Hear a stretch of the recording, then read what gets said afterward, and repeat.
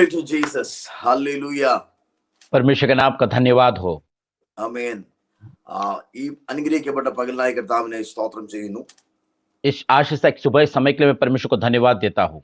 ഇന്ന് പകലിലും കർത്താവിന്റെ സാന്നിധ്യം കൊണ്ട് നിറയപ്പെട്ട് ഒരു ദിവസം ആരംഭിക്കാൻ സ്വർഗം നമ്മെ സഹായിക്കുന്ന आज सुबह के समय पर परमेश्वर की उपस्थिति के साथ एक दिन को शुरू करने के लिए प्रभु अवसर दे रहे हैं। मैं प्रभु को धन्यवाद देता हूँ। ഓരോ ദിവസം എഴുന്നേൽക്കുമ്പോൾ ദൈവത്തിന്റെ വാഗ്ദത്തം കേട്ട് കർത്താവിനെ Amen. സന്തോഷിച്ച് നമ്മൾ എഴുന്നേൽക്കുകയാണ്. ഭയപ്പെടേണ്ട, ഞാൻ നിന്നോട് കൂടെയുണ്ട്.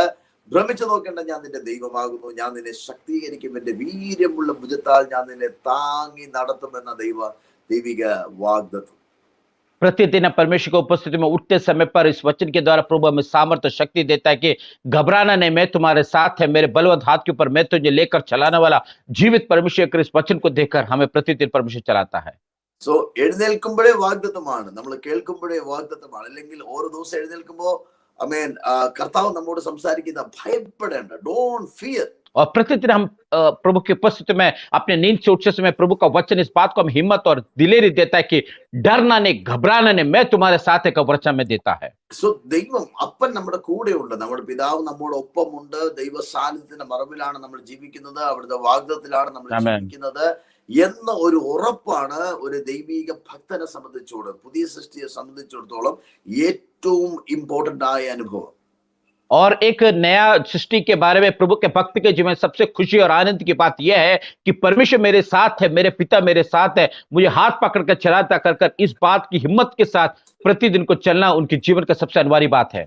സോ പുതിയ സൃഷ്ടിക്ക് ദൈവം നൽകിയിരിക്കുന്ന അധികാരത്തെയും നമുക്ക് ദൈവം നൽകിയിരിക്കുന്ന പ്രിവിലേജസിനെയും കുറിച്ച് ഒരു വെളിപ്പാട് ഓരോ ദിവസം കിട്ടുമ്പോഴാണ് നമുക്ക് ബലത്തോടെ എന്റെ അപ്പൻ കൂടെയുണ്ട്, കർത്താവ് എന്നെ നടത്തും, ഞാൻ എന്നെ ശക്തീകരിക്കും, എന്നെ ഈ വീര്യമുള്ള ഭുജത്താൽ ദൈവം എന്നെ താങ്ങി നടത്തും എന്നൊരു ഉറപ്പിൽ നമുക്ക് മുമ്പോട്ട് പോകുവാൻ ഇടയാകുക.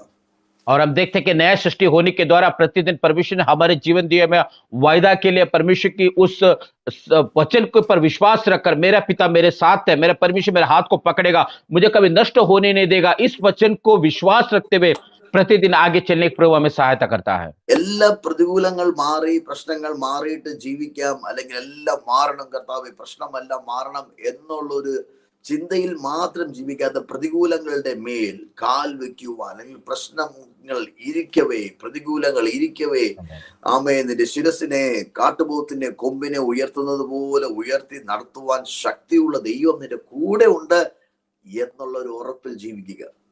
और हम देखते हैं कि सारे समस्या खत्म होने के बाद अपने जीवन को शुरू करें, ऐसा कभी नहीं हो सकता, लेकिन समस्या के बीच में भी उसके ऊपर पैर रखकर हिम्मत के साथ आगे चलते हुए, जैसा प्रभु का वचन में कहता है कि सांड के सिंह के सामने भी मैं तुझे ऊंचा उठाने वाला परमेश्वर है कर कहा हुआ वचन के आधार पर हर एक समस्या को सामने कर आगे चलने की प्रभु आपको सहायता करे।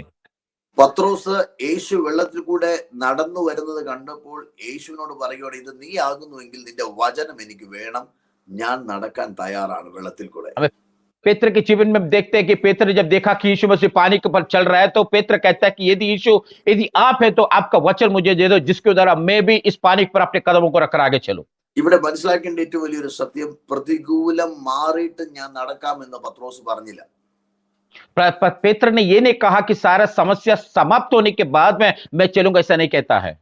പഴയ നിയമത്തിൽ മോശ ചെങ്കടലിന്റെ മുമ്പിൽ നിന്നിട്ട് ദൈവത്തോട് പറയാണ്, കർത്താവ് ഇനി എന്താ ഞങ്ങൾ ചെയ്യേണ്ടിയേ, പ്രതികൂലമാണ്, മുമ്പിൽ ചെങ്കടലാണ്, പിന്നിൽ ഫറവോൻ വരുന്നു, എന്താ ഞങ്ങൾ ചെയ്യേണ്ടിയെന്ന് ചോദിക്കുമ്പോൾ കർത്താവ് പറഞ്ഞു, എന്റെ കയ്യിരിക്കുന്ന വടി എന്ന് നീട്ടാൻ പറഞ്ഞു. അപ്പോൾ ചെങ്കടൽ രണ്ടായി മാറി, ചെങ്കൽ പാത കർത്താവ് ഒരുക്കി കൊടുത്തു, ഉണങ്ങിയ നിലം കണ്ടു അവർ നടക്കാൻ തുടങ്ങി. നമുക്കറിയാം. हम देखते हैं कि मूसा के जीवन में जब मूसा इस्राएल लोगों को लेकर कनान देश को जब चलते समय पर लाल समुद्र के जब सामने वो आए तो उसने देखा कि आगे लाल समुद्र आगे नहीं चल सकता, पीछे फरौन सैन्य पकड़ने के लिए आता है। तो मूसा ने परमेश्वर से पूछा कि अभी हमें क्या करना है, तो परमेश्वर ने कहा कि तेरी लाठी आगे की ओर बढ़ा, तो उस लाल समुद्र दो भाग होकर उस की जमीन से प्रभु उनको उस समस्या के बीच में भी चलाया।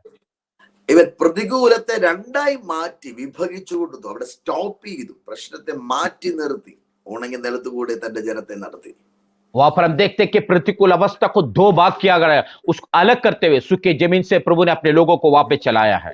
എന്നാൽ യേശു പുതിയ നിയമത്തിൽ ഇറങ്ങി പ്രതികൂലത്തിന്റെ മധ്യത്തിൽ നിൽക്കുമ്പോൾ, പ്രശ്നത്തിന്റെ മധ്യത്തിൽ ദൈവം നിൽക്കുമ്പോൾ പത്രോസിന്റെ ഉള്ളിൽ കിടക്കുന്ന വെളിപ്പാട് പറഞ്ഞു നോക്കി. കർത്താവിനോട് പറഞ്ഞില്ല എനിക്ക് വെള്ളത്തിൽ കൂടെ നടക്കണം, പക്ഷെ കാറ്റൊന്ന് ശാന്തമാകണം, അല്ലെങ്കിൽ ഈ കാറും കോളും ഒക്കെ ഒന്ന് മാറണം, തിരമാലയൊക്കെ അടിച്ച് പടകിനകത്ത് കയറരുത്, എന്നാൽ മാത്രമേ എനിക്ക് നടക്കാൻ പറ്റുള്ളൂ എന്ന് പത്രോസ് പറഞ്ഞില്ല. नए नियम के हम देखते हैं कि जब पेत्र के जीवन में जब के समस्या आता है तो यीशु जब पानी पे चलते समय पर वहां पर आंधी चलता है, लहरें उठ रहे हैं, लेकिन पेत्र ने ये नहीं कहा कि इसको शांत होने के बाद मैं चलूंगा, नहीं कहता है, लेकिन उस समस्या के बीच में पेत्र ने हिम्मत के साथ अपने कदमों को रखकर वो आगे वहां पे यीशु के पास चलता है। ഇനി പത്രോസ് പറഞ്ഞുമില്ല, യേശു ചെയ്തുമില്ല. और वहां पर हम देखते हैं कि पेत्र ने कभी कहा भी नहीं कि इसको शांत होने दो, और यीशु ने वो शांत किया भी नहीं। പഴയ നിയമത്തിൽ മോശ പറഞ്ഞു, ദൈവം ചെയ്തു. ഇവിടെ പത്രോസ് പറഞ്ഞില്ല, ദൈവം ചെയ്തുമില്ല. और जूने काम देखते हैं कि मूसा ने कहा, इसलिए परमेश्वर ने उस लाल समुद्र को दो भाग करके दिया। इस नया क्रम में देखते हैं कि पेत्र ने कहा भी नहीं और यीशु ने इसे कर भी नहीं दिया। ശിഷ്യന്മാരെ കണ്ടിട്ടും ഇവർ അനുഭവിക്കുന്ന പ്രതികൂലം കണ്ടിട്ടും കർത്താവ് പറഞ്ഞില്ല, കാറ്റേ ശാന്തമാക്, കടലേ ശാന്തമാക്, എന്റെ എന്റെ എന്റെ മക്കളെല്ലാം പേടിയൊക്കെ മാറട്ടെ, ഇതൊന്നും അവിടെ പറയുന്നില്ല. കർത്താവ് ഈ പ്രശ്നത്തെ മാറ്റിയില്ല, പകരം വചനത്തെ അയച്ചു. और वहां पर हम देखते हैं कि सारे चेले लोग उस आंधी तूफान को देखकर डरे हुए अवस्था के समय पर भी यीशु ने उस आंधी को, लहरों को शांत नहीं किया, लेकिन उस समस्या के बीच में भी अपने चेलों को अपने वचन को देखकर उन्हें हिम्मत देता है और उन्हें आगे चलाता है। പ്രശ്നം മാറിയിട്ട് വചനം കൊടുക്കുകയല്ല, വചനം കൊടുത്ത് പ്രശ്നത്തിന് മേൽ ജയത്തെ നൽകി. और हम देखते हैं कि समस्या के बीच में समस्या को खत्म करने से पहले ही वचन को देखकर उनके जीवन के समस्या को खत्म किया जाता है। അവിടെ വചനം എന്നെ വളരെ ചിന്തിപ്പിച്ച 2 ദിവസമായിട്ട് കർത്താവ് എന്നോട് ഇടപെട്ട ഒരു വചനമാണ്. പടകിനകത്തേക്ക് യേശു കർത്താവും പത്രോസും കൂടെ തിരിച്ച് കയറി, അവിടെ കാറ്റ് തന്നെ അമർന്നു. അല്ലെങ്കിൽ ഒറ്റ വാക്കിൽ പറഞ്ഞ കാറ്റ് നാണം കെട്ട് അമർന്നു. और इस बात को मुझे 2 दिन से पवित्र आत्मा इस बात को मुझे और हिम्मत के साथ उस वचन को और गहराई शब्दों को इस बात को देता है कि सारे समुद्र की लहरें उठते समय पर भी जब यीशु और पेत्र जैसे नाव के अंदर अपने कदमों को रखा, तो वहां पर देखते कि उस आंधी शांत हुआ, या ऐसा भी कह सकता है कि उसको लज्जित होकर उसको शांत होना पड़ा। എന്ന് പറഞ്ഞാൽ കാറ്റിനെ പറ്റി അവിടെ കർത്താവ് സംസാരിച്ചില്ല, പത്രോസും സംസാരിച്ചില്ല. वहां पर देखते हैं कि उस आंधी के बारे में यीशु ने भी कुछ शब्द कहा नहीं, ना पेत्र ने वहां पर कुछ शब्द को कहा है। വചനം പത്രോസിന് കർത്താവ് കൊടുത്തു. പത്രോസ് കാറ്റിന് വിരോധമായി നടന്നു.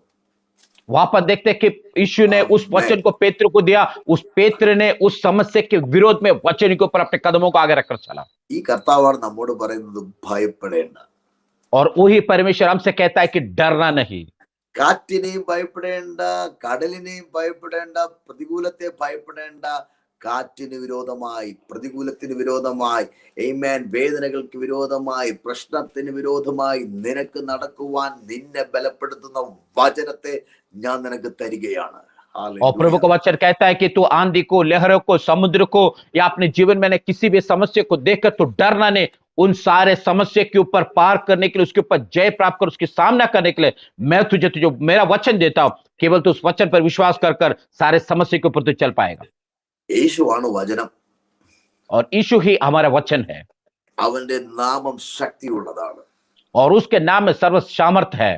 അപ്പൊ പുതിയ സൃഷ്ടിയായിരിക്കുന്ന നമുക്കൊരു പാക്കേജ് ആയിട്ട് അവന്റെ നാമത്തെ സകലത്തിന്മേൽ ഉപയോഗിക്കുവാൻ, അവന്റെ നാമത്തിൽ വിശ്വസിക്കുവാൻ, അവിടുത്തെ നാമത്തെ മുറുകെ പിടിച്ച് അവിടുത്തെ നാമത്തിൽ ജയത്തെ നിലനിർത്തുവാൻ ദൈവം നമുക്ക് ഭാഗ്യത്തെയും അനുഗ്രഹിക്കപ്പെട്ട പദവിയും നമുക്ക് നൽകിയിരിക്കുന്നു.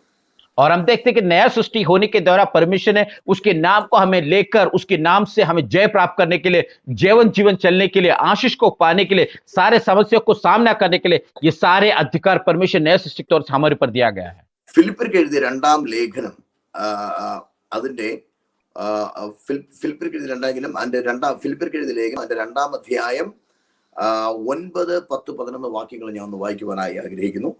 फिलिप्पियों की पत्री 2 अध्याय उसका 9, 10, 11 वचन को पढ़ने के लिए चाहता हूं। അതിന്റെ 9ാമത്തെ വാക്യം, അതുകൊണ്ട് ദൈവം അവനെ ഏറ്റവും ഉയർത്തി സകല നാമത്തിനും മേലായ നാമം നൽകി. और परमेश्वर ने उसके नाम को सारे नामों से श्रेष्ठ नाम रखा गया। ആമേൻ. സോ ദൈവം അവനെ ഏറ്റവും ഉയർത്തി, ഇതാണ് ഇമ്പോർട്ടന്റ്, ഏറ്റവും और परमेश्वर ने उसको सारे सबसे ऊंचे स्थान पर लेकर रखा गया। യേശുവിനെ കുറിച്ച് പറഞ്ഞിരിക്കുക.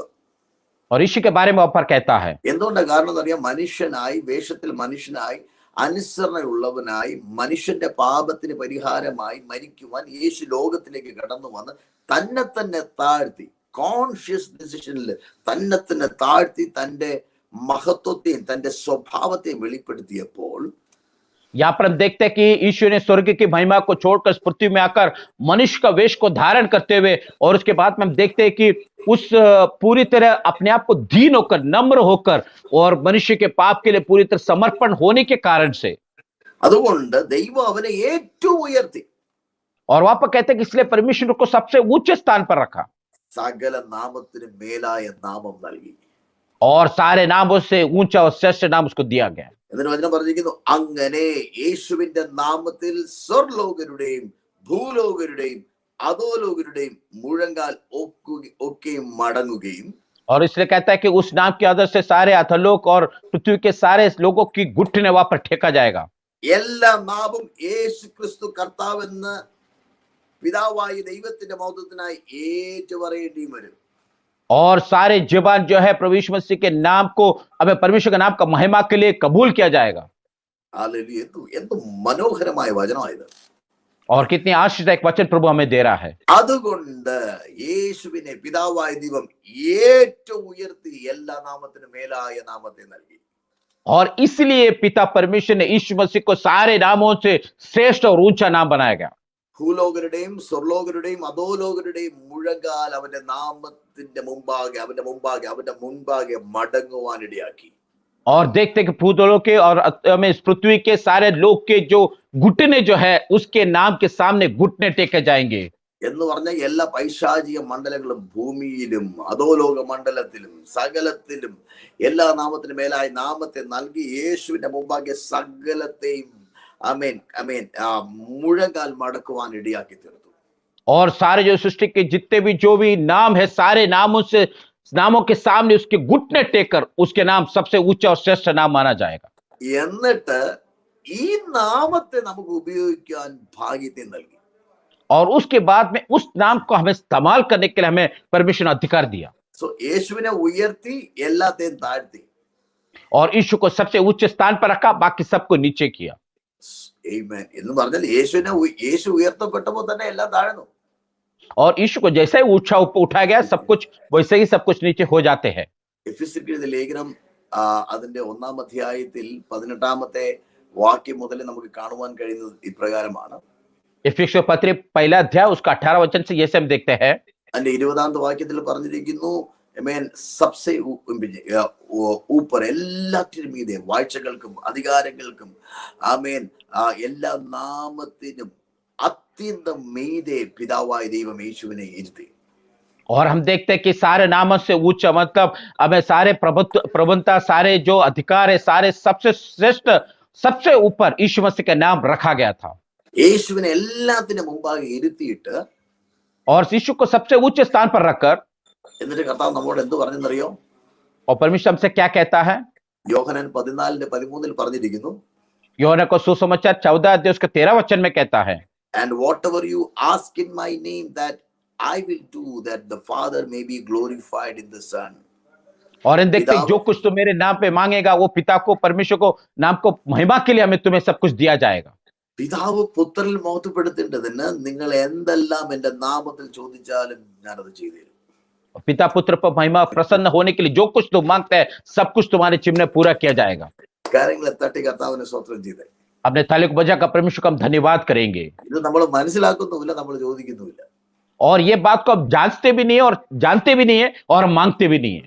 അല്ലെങ്കിൽ നമ്മളെ മനസ്സിലാക്കുവാൻ, അല്ലെങ്കിൽ നമ്മൾ മനസ്സിലാക്കിയതിനെ അങ്ങനെ തന്നെ വിശ്വസിക്കാനും അതിനെ എക്സസൈസ് ചെയ്യുവാനും നമ്മുടെ ബുദ്ധി ചിലപ്പോൾ അനുവദിക്കുന്നില്ല. और जिस बात को हमने सुना है उस बात को अपने जीवन में अनिरोग लाने के लिए, उसको इस्तेमाल करने के लिए हमारे दिमाग, हमारा सोच उसको हमें अनुकूल अवस्था में उसको इस्तेमाल करने के लिए अवसर नहीं लाता है. എത്ര വലിയ പ്രിവിലേജാണ് നമുക്ക് കർത്താവ് നൽകിയിരിക്കുന്നത്. और कितना बड़ा अधिकार परमेश्वर में दिया गया है. പിതാവ് യേശുവിനെ ഏറ്റവും അധികം ഉയർത്തിയെന്ന് വചനം പഠിപ്പിക്കുന്നു. और पिता ने यीशु को सबसे ऊंचे स्थान पर रखा कर प्रभु के वचन में सिखाता है. എല്ലാ നാമത്തിനും മേലായ നാമം നൽകിയെന്ന് വചനം പറയുന്നു. और सारे नामों से ऊंचा सबसे श्रेष्ठ नाम उसको दिया कर प्रभु को वचन അവന്റെ सिखाता है. നാമത്തിന് മുമ്പാകെ എല്ലാ പൈശാചിക മണ്ഡലങ്ങളും മടങ്ങും, മുഴങ്കാൽ औ- മടക്കും എന്ന് വചനം പറഞ്ഞിരിക്കുന്നു. और प्रभु का वचन में इस बात को सिखाया, तो उसके नाम के सामने सारे Amen. दुष्ट आत्मा शक्ति सेना उसके सामने घुटने को टेकेगा, प्रभु का वचन में सिखाता है। എല്ലാ വാഴ്ചകൾക്കും Amen. അധികാരങ്ങൾക്കും കർത്തൃത്വങ്ങൾക്കും അത്യുന്നം ഇതേ സ്വർഗീയ സ്ഥാനങ്ങളിൽ യേശുവിനെ ഇരുത്തിയിരിക്കുന്നു എന്ന് വചനം പറയുന്നു. और ये सारे प्रबंधता, सारे शक्ति, सारे हमें सामर्थ्य के सबसे ऊपर यीशु मसीह का नाम को रखा कर प्रभु के वचन में सिखाता है। എന്നിട്ട് ഇവിടെ വീണ്ടും വചനം യോഹന്നാൻ 14 പറഞ്ഞിരിക്കുകയാണ്, അവന്റെ നാമത്തിൽ എന്ത് അപേക്ഷിച്ചാലും, അവന്റെ നാമത്തിൽ എന്ത് പറഞ്ഞാലും, എന്ത് ചോദിച്ചാലും പിതാവ് പുത്രനിൽ മഹത്വപ്പെടുത്തേണ്ടതിന് എനിക്കും നിങ്ങൾക്കും അത് ചെയ്തു തരികയാണ്. और उसके 14 वचन में कहता है कि जो कुछ उसके Amen. नाम पे मांगा जाता है, सब कुछ परमेश्वर हमारे जीवन में उस नाम से मांगने के द्वारा पूरा कर दिया जाता है। Come on, കരങ്ങളെ തട്ടി കർത്താവിനൊന്ന് സ്തോത്രം ചെയ്താട്ടെ. अपने ताली को बजाकर परमेश्वर को हम धन्यवाद करेंगे। Oh, hallelujah. what a joy, what a privilege we have in Christ Jesus. और मसीह में कितना खुशी और हमारे परमेश्वर के अधिकार हमें दिया गया है, So നമ്മൾ അധികാരത്തിൽ വാഴുന്നവരാണ്.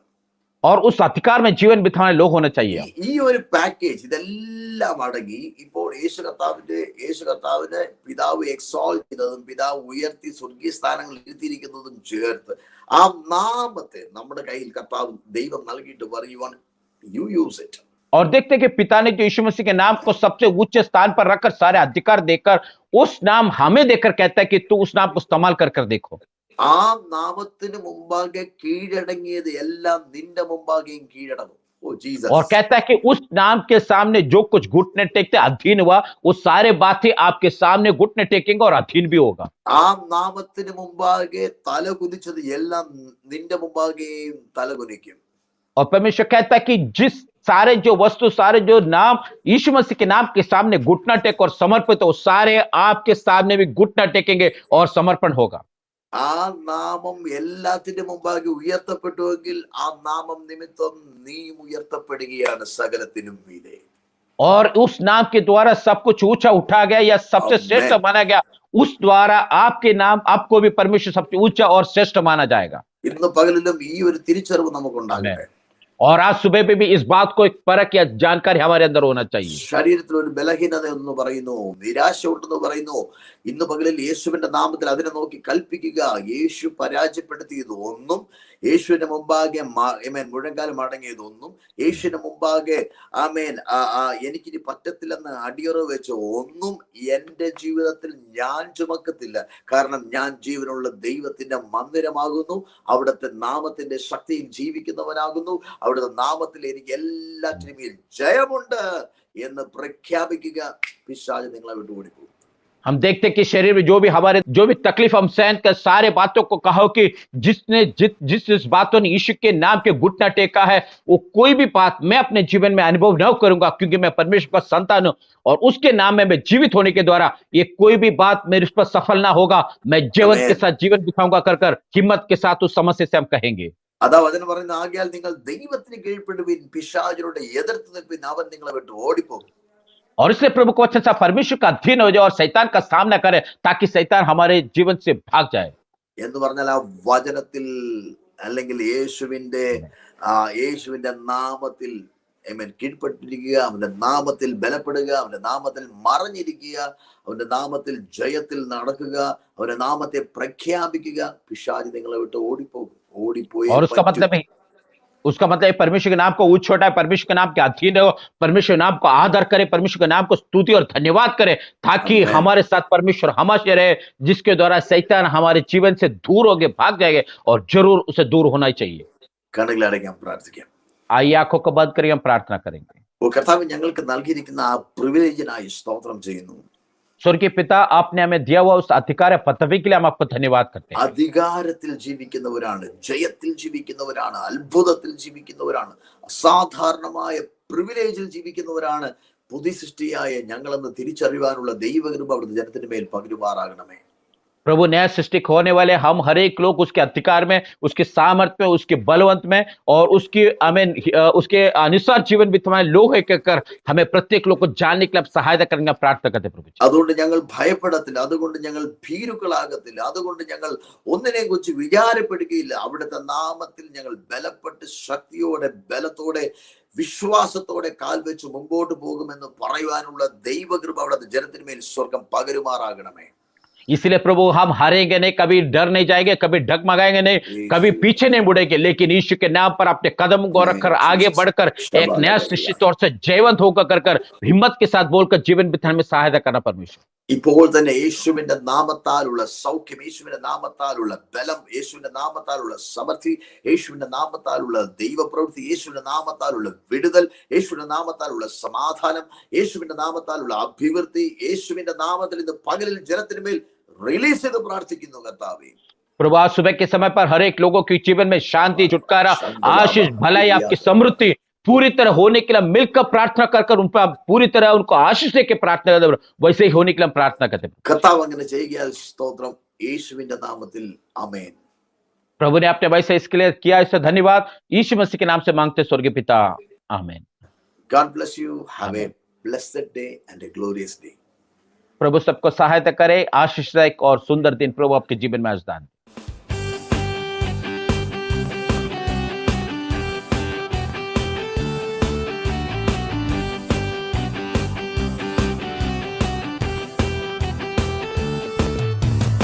आज का ये दिन यहोवा ने बनाया है, तो आओ मिलकर हम खुशियाँ मनाए. आओ आज ये दिन यहोवा ने बनाया है, तो आओ मिलकर हम खुशियाँ मनाए. आओ तो आओ मिलकर हम सब नाचे. तो आओ मिलकर हम सब गाए. धन्यवादो धन्यवादो धन्यवादो तेरा, धन्यवादो धन्यवादो मैं हूँ तेरा. आज के दिन मैं हूँ तेरा, आज के दिन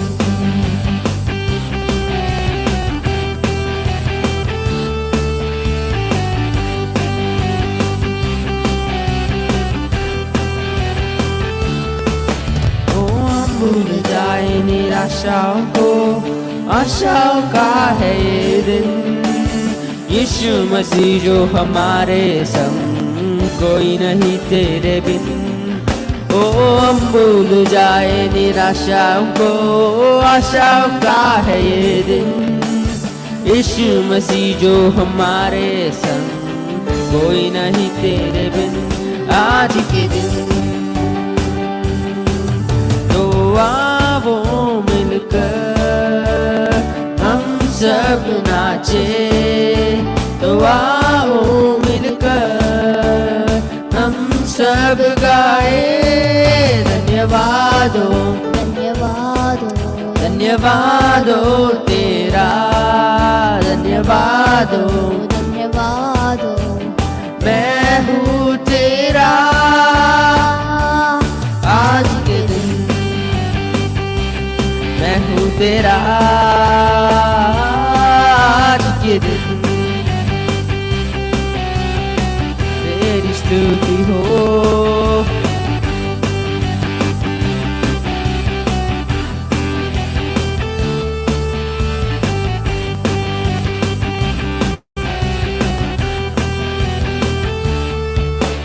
ओ कल के भरोसे न रहना हमें, तूने दिया है नया दिन.